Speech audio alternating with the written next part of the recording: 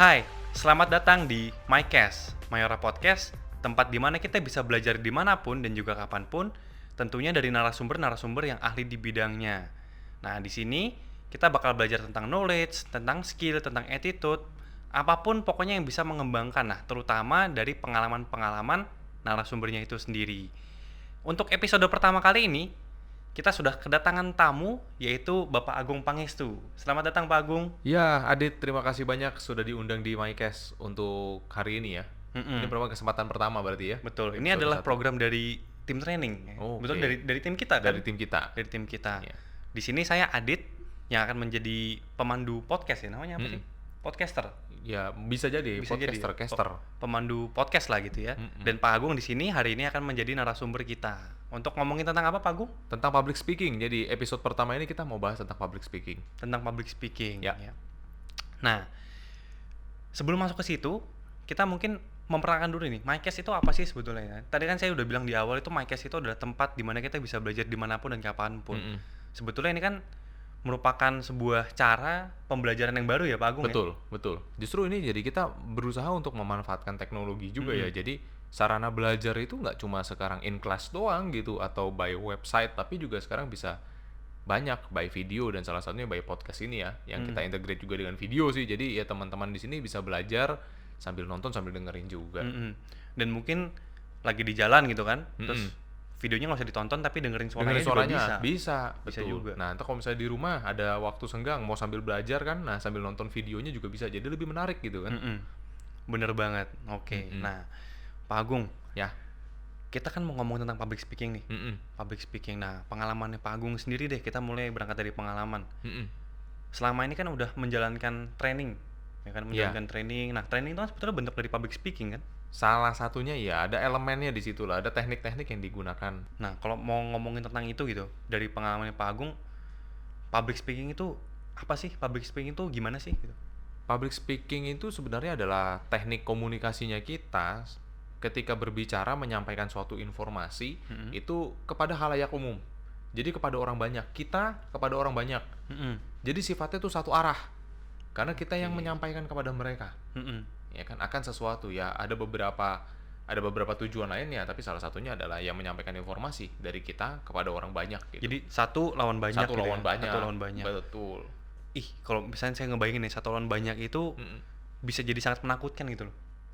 Iya, banyak orang yang ngerasa seperti itu ya. Banyak yang ngerasa kayak, aduh, gue tuh nggak bisa ngomong depan umum. Iya. Gue tuh takut gitu kan. Kadang lagi berdiri depan umum seperti ini, diliatin banyak orang langsung ngerasa grogi. Bener.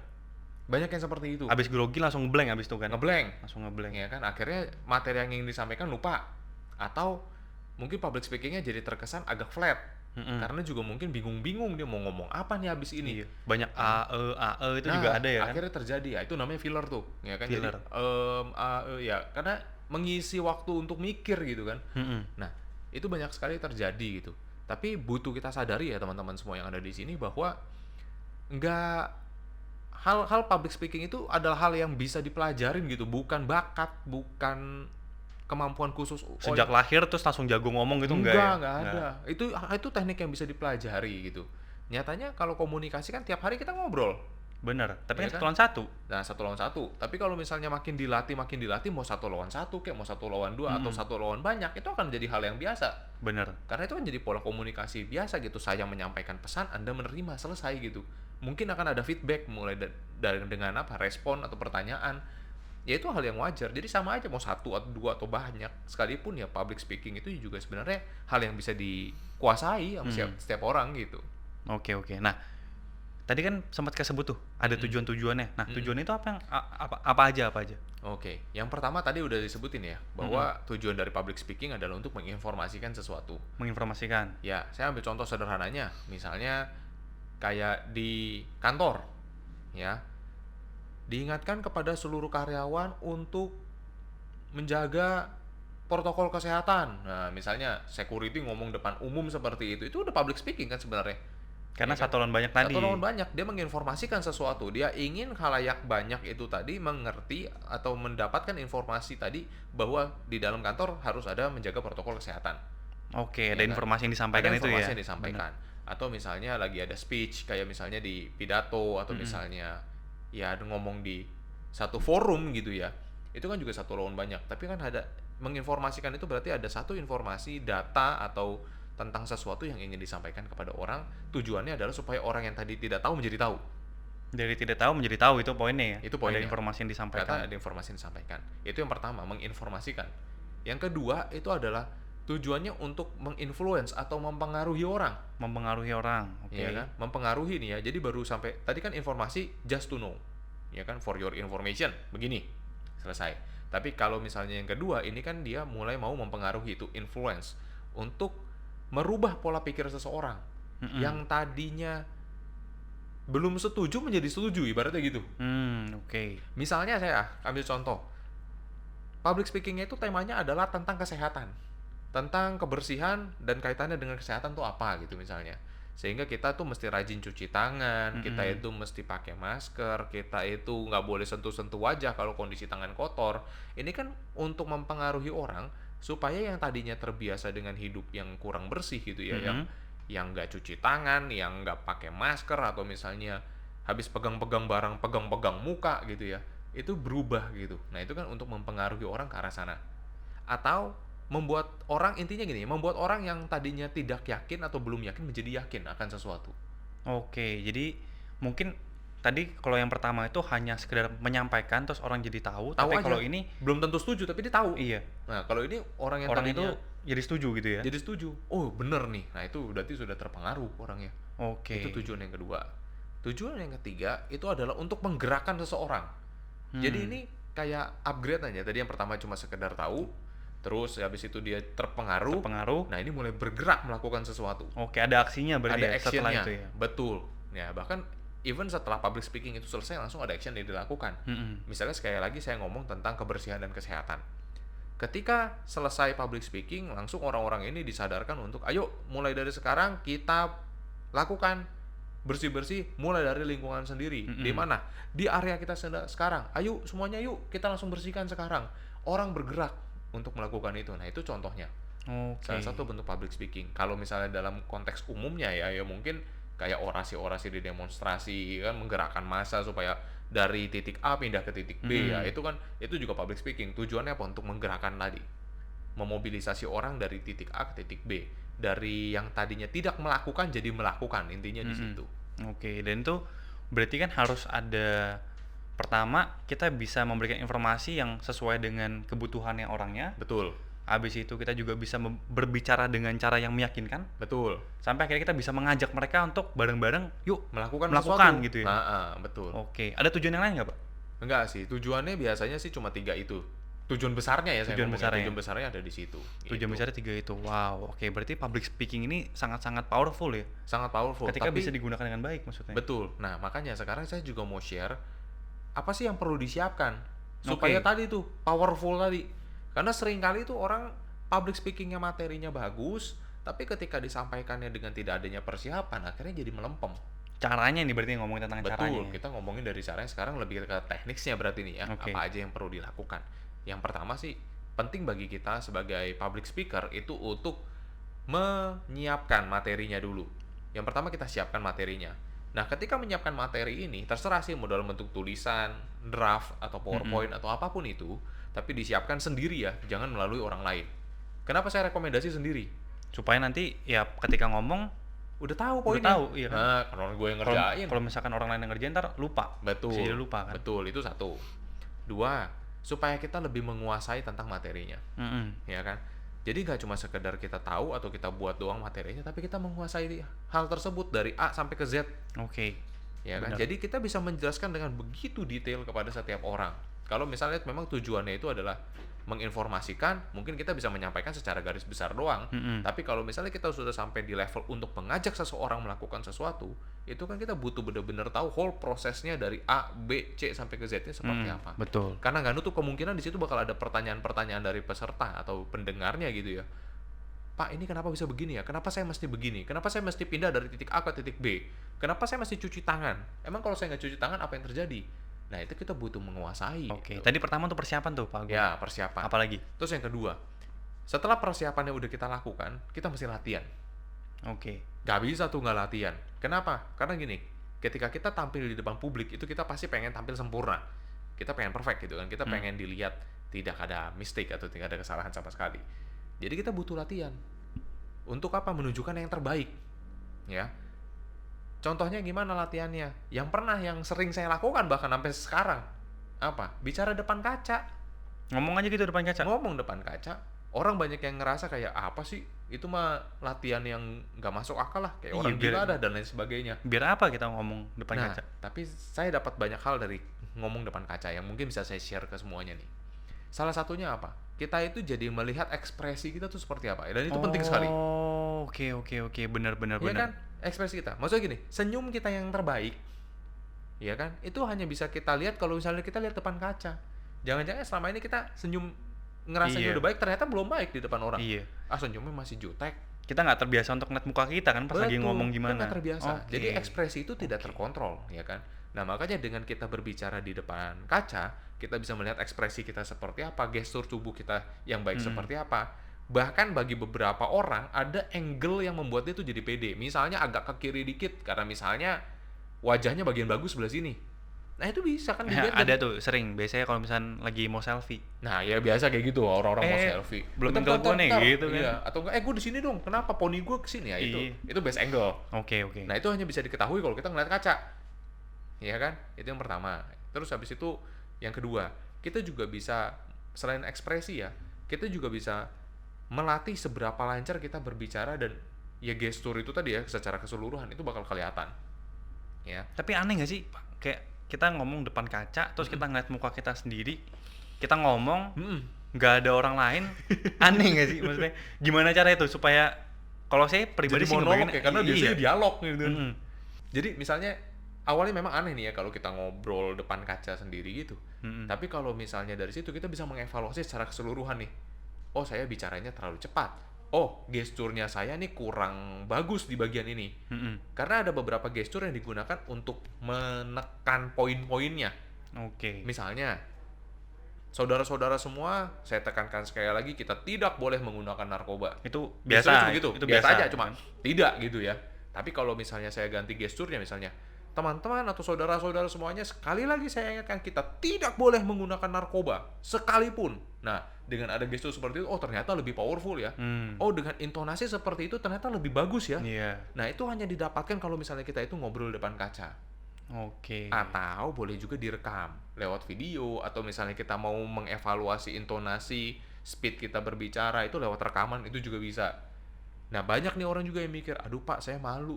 Masa saya ngedengar suara saya sendiri? Masa saya lihat muka saya sendiri?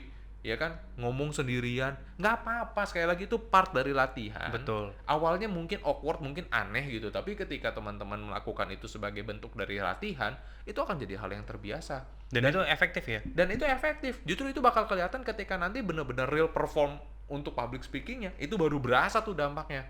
Saya udah biasa nih melakukan ini. Gesturnya secara otomatis udah keluar ya biasanya? Otomatis keluar. Langsung keluar gestur-gestur yang memang sudah dianggap ini yang paling efektif. Iya. Karena kita udah latihan. Oke. Gitu. Sama kayak pemain sepak bola. Latihan nendang bola misalnya. Kan ada tendangan yang harus yang paling kenceng, yang paling cepat itu bagaimana? Ya kan, nah ketika pertandingan, karena kan dia latihan nih, ya ketika pertandingan itu kan secara refleks digunakan gitu. Nggak mungkin mikir dulu ya. Mungkin mikir dulu. Nanti yang mana nih, bagian mana nih, kaki mana nih, enggak, langsung pasti bisa dieksekusi. Begitupun sama antar public speaking. Refleks itu akan langsung keluar karena latihan yang begitu sering mungkin tertanam dalam otak kita gitu jadinya. Jadi ya akan langsung otomatis keluar. Bisa karena terbiasa gitu ya. Nah, bisa karena terbiasa. Oke. Betul. Kita udah tahu nih bahwa yang penting kita punya persiapan terlebih dahulu. Secara materi kita siapin materi, siapin mental. Siapin mental kita, ya kan? Latihan, kemudian ya. Di depan kaca nih, tadi udah ada tipsnya dari Pak Agung. Kalau kaca. misalkan emang malu banget, rekam deh. Soalnya kan kalau misalkan direkam kan kita nggak secara langsung lihat wajah kan. Nggak ngeliat baru wajah. Nanti kita lihat lagi. Evaluasinya Evaluasi. betul. Nah, kalau misalkan nih Pak Agung, kita udah melakukan latihan itu, ya, mungkin itu kan masa nanti jam terbang gitu. Tapi ketika di panggung, saya ini punya demam panggung. Jadi pokoknya gimana pun saya latihan, kadang-kadang tuh begitu masuk, aduh apa ya tadi mau ngomong apa ya? Nah itu langsung ngeblank. Punya tipsnya nggak Pak Agung? Oke. Sebenarnya nih sekali lagi saya tekankan kepada teman-teman semua bahwa yang namanya public speaking itu adalah hal yang bisa dipelajari oleh semua orang. Ya. Mindset ketika kita ngerasa kita punya demam panggung itu sekali lagi itu cuma pola pikir doang. Oh, berarti ada di sini doang nih. Sugesti doang. Nyatanya pernah nggak Adit maju ke depan panggung, berdiri di atas panggung? Pernah nggak? Pernah. Biasa aja kan? Saya sih udah biasa aja Ya sekarang. biasa aja, Iya. orang ya berdiri di atas panggung gitu doang ya sudah gitu. Ya bagi beberapa orang kayaknya aduh kalau panggung tuh ntar gue diliatin orang ini apa. Nah, itu tatapan-tatapan kayak aduh Tatapan-tatapan. di judge nih, di judge Ngerasa nih kayak gitu kan. diintimidasi. Iya, benar. Ya pada dasarnya enggak lah. Sama kayak sekarang posisi kan teman-teman ketika misalnya lagi duduk di kursi sebagai penonton gitu ya. Ada orang naik ke atas panggung, ya sudah kita ngeliatin apakah tugasnya untuk mengintimidasi, apakah tujuan kita melihat untuk mengintimidasi. Ya enggak juga, kita Enggak. pengen nonton aja Pengen gitu. tahu. Pengen lihat aja Itu kan. yang mereka rasakan. Oke. Ya kenapa mesti ngerasa diintimidasi gitu kan. Jadi ya majulah, perform aja gitu, nggak usah takut diliatin. Ketika rasa gugup itu muncul, itu hal yang wajar. Tapi ketika teman-teman mau maju itu ingat ya, dengan persiapan, dengan latihan tadi harusnya sudah cukup nih bekalnya supaya nggak jadi gugup lagi sebenarnya. Tapi kalau itu terjadi ya itu wajar ya, sekali lagi itu wajar. Tapi juga cukup disadari bahwa oke, gua maju ke depan sini, gua mau menyampaikan sesuatu dan udah gitu. Jadi nggak usah Mindsetnya dulu nih berarti yang diubah. mindsetnya harus diubah. Mindsetnya dulu butuh dibenerin lah gitu ya, karena tadi kalau misalnya kita ngomong demam panggung, nggak bisa ngomong depan umum, terlalu gugup, grogi dan lain sebagainya, itu cuma belum latihan aja. Oke. Ya kan. Nyatanya saya kasih sedikit contoh juga nih ya, pembicara-pembicara yang sudah terkenal, siapa contohnya? Tunggu Semua Ringin, Andri Wongso, terus Mary Riana katakanlah Mary public Riana speaking. misalnya, ya Coki Sitohang. Nih Coki Sitohang itu pernah bilang di event dia aja yang jam terbangnya udah tinggi gitu ya, itu masih ngerasakan gugup Ketika tampil tuh, ketika tampil. udah terkenal tuh. Udah terkenal Masih Udah gugup? loh, dia ngajar public speaking kok masih gugup juga. Oke, berarti manusiawi banget ya. Nah karena apa, Coki pernah bilang ya itu hal yang wajar terjadi. Oke. Tapi cukup disadari, ingat lagi kembali tujuannya kita manggung itu mau ngapain, mau menyampaikan apa. Sudah 30 detik pertama mungkin akan grogi, tapi once itu selesai ya sudah. Nah ini pentingnya juga persiapan tips yang ketiga ya, supaya kita juga jadi lebih berani ketika tampil adalah apa? Datang lebih awal sebelum acara dimulai. Jadi kita punya lebih banyak waktu untuk menenangkan, Untuk menenangin diri, untuk persiapan gitu ya. untuk nyiapin semuanya. Yang paling penting apa? Kita tahu dua hal baru. Satu, layout tempatnya atau panggungnya, sudah areanya lah kita kuasain. Oke. Yang kedua apa? Audiensnya. Jadi kita familiar dulu Kita ya. udah familiar dengan lingkungannya dulu. Yang bikin orang banyak gugup karena mereka nggak ready dengan lingkungannya. Jadi jangan ngerasa lingkungan itu tidak akan mendukung. Enggak, lingkungan itu akan mempengaruhi Anda ketika Anda sedang berbicara depan umum. Oke. Gitu. Jadi datang lebih awal, lakukan persiapan, survei dulu lokasinya, tahu audiensnya siapa. Orang pentingnya tuh duduk di bagian mana. Ya ada juga misalnya gini. Oh, gue tahu nih temen gue nanti bakal duduk di sebelah situ. Kalau misalnya teman-teman ngerasa grogi gitu tiba-tiba ya ketika lagi ngomong, tatap temennya. Itu kan teman kan akan lebih menenangkan. Karena kita udah kenal kan. Udah kenal dia siapa. Udah tahu dia nggak mungkin ngejudge kita, udah nggak mungkin Betul. mikir jelek tentang kita ya. Betul. Dia udah lihat aja orangnya sebentar hanya untuk menenangkan kita, lalu kita back to the topic lagi. Itu bisa seperti itu. Atau ya tinggal kita lihat nih, misalnya nggak ada yang kita kenal sama sekali, ya sudah. At least kita punya tahu nih audiens mana yang butuh kita lihat, range-nya sampai sejauh mana. Jadi mereka semua merasa diperhatikan. Gitu. Oke. Bener sih. Saya jadi tadi kepikiran gitu pas Pak Agung bilang bahwa kalau misalkan kita takut terus gitu ya, malah kita nggak nyoba, ya kita nggak bisa-bisa. Nggak gitu kan. bisa-bisa. Malah nggak bisa-bisa. Sedangkan pembicara-pembicara yang handal, nggak ada yang mereka pertama kali datang langsung bagus banget, nggak ada. Nggak ada. Semua pasti kan butuh proses, butuh Betul. latihan. Kita kalau ngeliat orang sekarang ngomongnya udah lancar, ya itu karena jam terbang. Dulu pasti dia juga pernah nggak lancar gitu kan. Pasti. Bahkan bisa jadi level-level yang udah expert di bidang public speaking masih bisa salah ngomong nggak? Masih bisa. Sering lihat juga kan kasus-kasus seperti itu, salah ngomong akhirnya dia butuh klarifikasi lagi. Banyak yang seperti itu. Sama satu lagi nih, ada nih mitos orang kalau grogi katanya disuruh pegang batu atau pegang apa gitu. Emang ngaruh tuh? Ada orang yang ngomong kayak begitu. Nggak ngaruh sekali lagi. Justru saya sangat merekomendasi ketika kita lagi public speaking, hindari semua barang itu ada yang nempel di badan kita. Handphone, kunci, pulpen, apapun itu, lepasin dulu semuanya. Iya. Karena itu hanya akan menjadi pengganggu. Ya kan? Kita bawaannya pengen pegang, kita pengen apa ya? Itu stress relief kan, untuk menghilangkan stresnya kita disalurkan lewat sana. Justru itu akan mengganggu. Benar-benar. Mengganggu siapa? Mengganggu kita, Audience. mengganggu audience. Mm-mm. Ya kan, audience ngeliatnya juga nggak enak. Kenapa sih ini orang tangannya di kantong mulu? Kenapa sih dia mainin pulpen misalnya? Itu kenapa mesti dilepas dulu semuanya? Jadi nggak akan mengganggu. Nah sekali lagi, kalau misalnya itu semua sudah kita lepas gitu ya, nggak ada hal yang mengganggu lagi, handphone udah nggak geter atau apa, ya kita bisa fokus ke materinya sehingga kita nggak bakalan ngeblank. Oke. Lo bayangin kita lagi ngomong tiba-tiba handphone geter deret gitu kan? Langsung fokusnya Fokusnya teralihkan ke gitu ya. handphone. Langsung teralihkan. Nah ketika mau ngomong lagi udah lupa, aduh tadi sampai mana ya? Nah ini yang bikin jadi ngeblank. Oke. Nah, itu Kadang salah- malah kita sendiri yang bikin distraksi gitu ya. Itu dia masalahnya. Seringkali kita ngeblank itu bukan karena faktor luar, Karena kita sendiri. nggak sadar momen pada saat Mm-mm. itu gitu loh. Entah tiba-tiba kita malah pikirannya teralihkan kemana Ya, atau malah apa gitu ya. Mikirin yang lain atau malah fokusnya ke yang lain. Ada suara sedikit di depan, kita malah mikirin suara di depan. Bener. Sekali lagi ketika kita sudah ada di depan panggung ya kita harus fokus Mm-mm. dengan apa yang kita mau sampaikan. Tujuannya kita di atas panggung atau di depan umum itu mau ngapain sih? Gitu. Oke, oke. Nah, berarti gini, kalau mau disimpulkan gitu Pak Agung ya, Mm-mm. public speaking itu artinya bisa kita latih gitu ya, Bisa kita dilatih. latih. Kemudian cara melatihnya adalah ya kita pertama mungkin perlu persiapan diri ya. Mm-mm. Tadi latihan di kaca, latihan kemudian direkam. Betul. Karena kalau misalkan belum persiapan diri, tiba-tiba langsung maju ke panggung juga, wah itu rasanya mungkin terlalu berat gitu ya. Betul. Deg-degan lah apa gitu kan. Setelah kita sudah pelatihan diri, baru kemudian kita coba maju ke panggung. Ya, coba dulu. Harus ada jam terbangnya lah. Harus Iya. memberanikan diri masuk ke situ. Coba maju ke panggung dengan mindset yang benar gitu ya. Yang Jadi positif. mindset yang positif. Mm-mm. Ini ibaratnya kan sama kayak kita belajar naik sepeda awal-awal. Mm-mm. Ya jatuh gitu kan. Ya tapi ya dicoba lagi nyatanya sekarang bisa. Atau belajar berenang. Mungkin pernah merasakan yang namanya tenggelam. Ya kan? Ya sudah, tapi ketika dilatih lagi lama-lama bisa. Sama public Benar. speaking juga gitu. Butuh jam terbang, butuh latihan yang konsisten gitu ya. Oke. Terus tadi ada beberapa tips juga tuh yang udah disebutin sama Pak Agung. Mm-mm. Ketika di panggung, usahakan untuk tetap fokus. Mm-mm. Fokus dengan materi yang udah kita siapkan, fokus dengan apa yang mau kita omongkan gitu Betul. kan.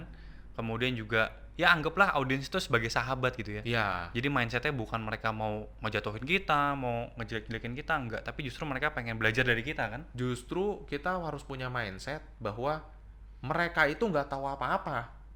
Yang tahu apa-apanya kan saya. Jadi mereka bakalan cuma mendengarkan dan saya yang akan berbicara. Iya. Harusnya kita lebih tahu berarti kan. Iya dong, orang kita yang mau ngomong gitu kan. Benar-benar. Tuh, jadi nggak usah takut sama audience. Gitu, karena panggung yang nguasain siapa ya? Saya, orang saya yang di atas panggung kok. Gitu. Asalkan betul-betul sudah dipersiapkan ya kan. Betul. Apa? Yang penting udah disiapin. Nggak kemudian terus datang terus dengan bisa itu juga nanti jadi jatuhnya jadi omong kosong Hati-hati, ya. betul, hati-hati. Bisa jadi kalau overconfident Malah- seperti itu malah jadi kemana-mana kemana-mana pembicaraannya. obrolannya. Mm-mm. Oke. Nah, kita udah belajar banyak banget nih teman-teman tentang public speaking dari Pak Agung. Pak Agung mungkin ada apa nih yang bisa kita terapkan lagi supaya kita semakin berani untuk mencoba memulai latihan gitu paling enggak. Oke, ya mulailah dari hal-hal sederhana dulu. Misalnya latihannya itu nggak harus pakai topik yang berat, enggak. Saya itu waktu masih kuliah itu naik motor, itu di helm itu lagi jalan itu sambil ngomong sendiri kok. Ngomonginnya apa topiknya? Memperkenalkan diri. Jadi latihan Ngomongin gitu ya. terus, jadi topik yang ringan, yang penting latihan ngomong terus. Teman-teman perkenalkan, nama saya Agung Pangestu, saya lahir di Bekasi, misalnya gitu kan. Keluarga saya seperti apa, hobi saya apa, saya tinggal di mana. Saya berbicara seperti itu aja terus.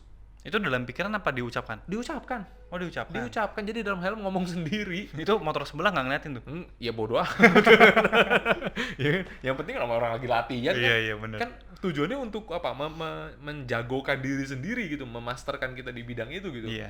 Jadi ya saya nggak terlalu mikirin faktor di luar seperti apa, yang penting Bodoh amat, yang penting saya bisa Yang gitu penting ya. saya bisa Penting dulu. latihan gitu ya. ya itu karena tuntutan kuliahan juga gitu kan, butuh presentasi. Jadi salah satunya topiknya itu doang yang saya bahas.